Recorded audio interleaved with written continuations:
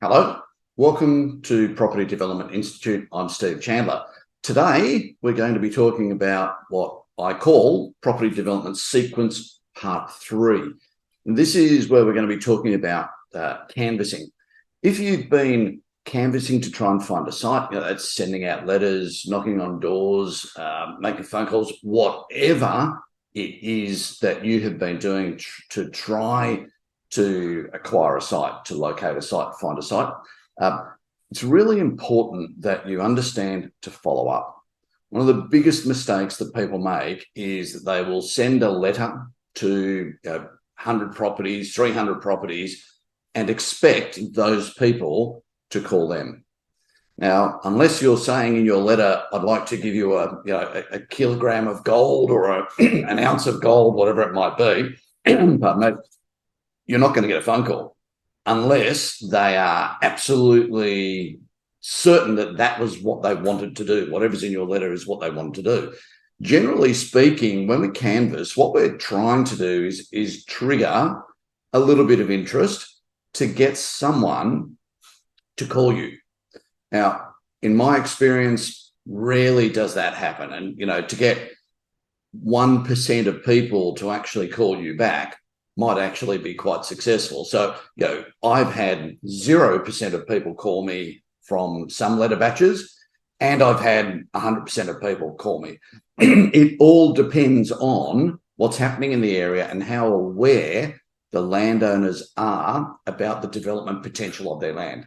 So it's really important that if you don't get calls, then you need to follow up. The old cliche, the fortune's in the follow-up. Absolutely it is, particularly in site acquisition and therefore property development. So if you're going to send a series of letters out, the way that I would suggest that you might like to work on that or follow that up to try to achieve something is send your letters out, then wait a week, allow the postal service to take a couple of days from whenever you put the letters in the post, wait a couple of days, and then start doing some following up. Generally, I would suggest you follow up people within a fortnight. If you leave it longer than a fortnight, people will probably forget your letter. And one of the things about canvassing is to be memorable. That might include your company logo, might include words that are in your letter, might include the name of your business, it might include your name. Whatever it is, there's got to be something memorable about your letter. Because one of the things that I like to do when I follow up is I'll bring a piece of paper with me, the letter, a copy of the letter in hard form. And when I talk to someone at the front door, the very first thing is I introduce myself and I hold up a copy of the letter in my hand and say, I'm from such and such an entity. I sent this letter to you last week, the week before, whatever it might have been, a few days ago. Do you remember receiving it? And all we're doing is asking a very simple question, and we're putting a zipper on our mouth, and we're not going to say another word until the person at the door says something. And it's either going to be, yes, I do remember it. No, I don't remember it. Maybe I got it, or I have no interest. As simple as that. So for all of those responses, you have to have your response. If someone says, yes, I received the letter, then you have to go on and give them the next part of your presentation or your pitch.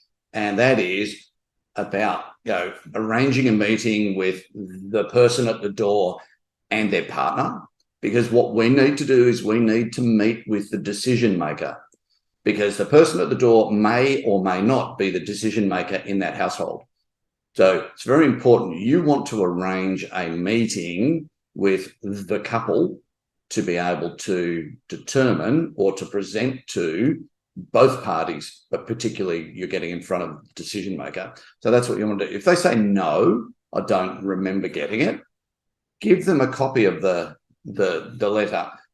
Very important that you don't invade someone's personal space when you're doing this. They might have a security screen door on the front of their door. So if you say to them, would you like a copy of the letter?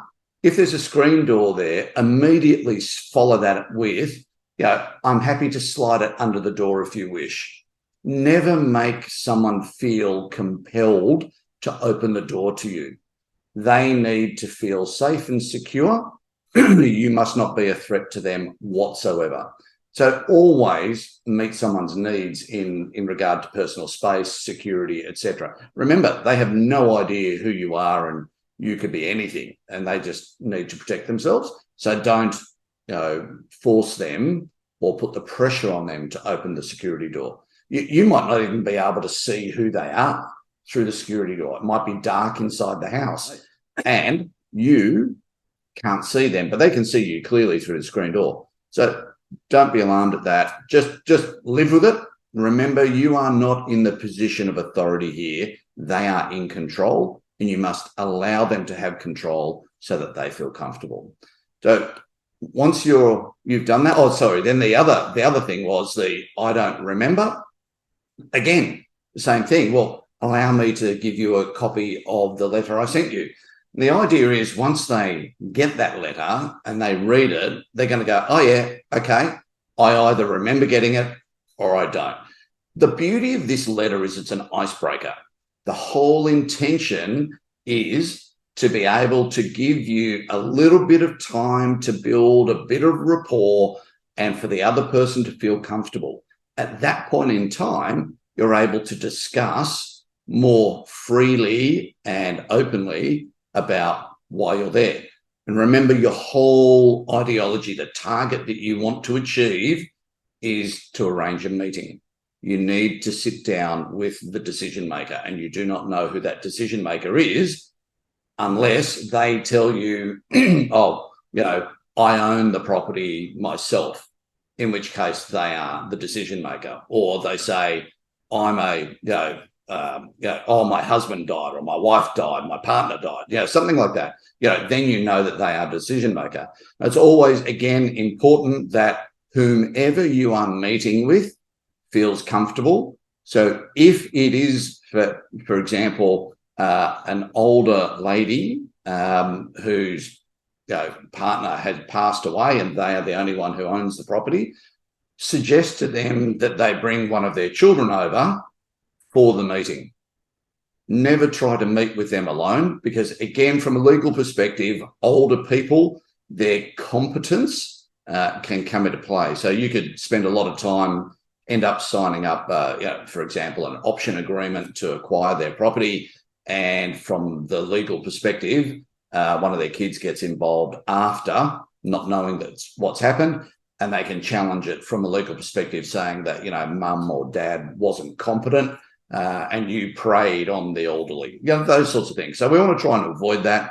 Always bring someone in. You've got to have a second person there so that, again, they're comfortable. There's two of them, there's only one of you. Always try to do that. It's really important that you follow up. You don't send letters without knocking on doors. It's just a waste of time and money. Send a letter, follow it up. Look, with sending letters, just keep in mind, if you don't have a lot of time to dedicate to this, send 10 letters. Just choose the 10 best sites and send 10 letters and follow up on those 10 letters. Whatever you do, don't just, random scatter, because all you're doing is wasting your money, particularly if you specifically want to acquire a site now. If you're just trying to build a profile in the area, then great, send letters, send them out. If you're going to be operating in that area for the next 10 years, send out heaps and heaps of letters. Do it every 6 months, do it every 12 months, whatever, to keep people front of mind who you are and that you're around, so that next time when things are ready for them, then they're going to contact you. Well, I hope that's been helpful. Property Development Sequence Part 3. Stay tuned. We're going to provide a heap more of these sequences. It's been a little bit of a delay between Part 2 and Part 3, but don't worry, there's more to come. So I hope that's been helpful. Thank you for joining me today.